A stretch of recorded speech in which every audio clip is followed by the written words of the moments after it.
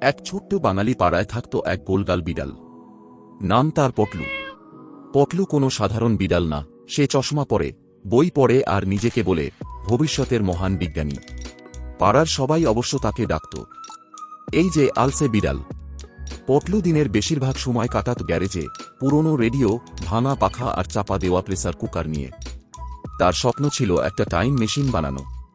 একদিন সে ঘোষণা করল, আজই আমি ইতিহাস তৈরি করব। সবাই হেসে বলল, আগে দুধটা শেষ কর। কিন্তু পটলু দমবার পাত্র নয়। সে তার যন্ত্রে সুইচ টিপল। টিংটং হ্যাচ। হঠাৎ চারপাশে ধোঁয়া, আলো আর অদ্ভুত শব্দ।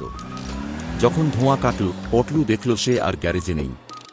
সে দাঁড়িয়ে আছে এক পুরনো দিনের গ্রামে। চারদিকে গরু, মাটির বাড়ি আর লোকজন ধুতি পাঞ্জাবিতে। পটলু অবাক হয়ে বলল, ও মাই গড, আমি তো সত্যিই টাইম ট্রাভেল করেছি। ঠিক তখনই একটা ছোট ছেলে তাকে দেখে চেঁচিয়ে উঠল, মা। একটা কথা বলা বিড়াল। গ্রামের লোকজন ভয় পেয়ে দৌড়াদৌড়ি শুরু করল। কেউ ভাবল পটলু ভূত, কেউ ভাবল সে জাদু বিড়াল। পটলু বুঝল এখানে থাকলে ঝামেলা হবে। সে তাড়াতাড়ি আবার মেশিনের বোতাম চাপল।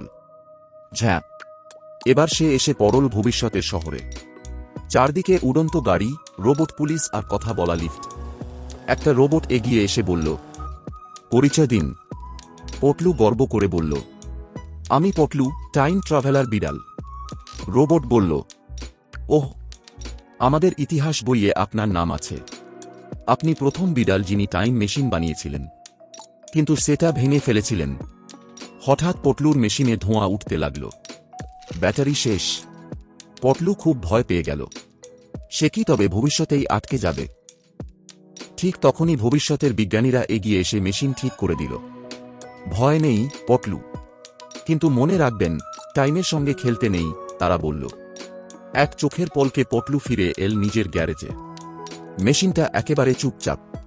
পরের দিন থেকে পটলু আর কেউকে টাইম মেশিনের কথা বলল না। সে আবার দুধ খেল, ঘুমাল, কিন্তু মাঝে মধ্যে আকাশের দিকে তাকিয়ে মুচকি হাসত। কারণ সে জানত সে সত্যি অসাধারণ কিছু করে এসেছে। স্বপ্ন দেখো, চেষ্টা করো, কিন্তু দায়িত্ব নিতে ভুলো না।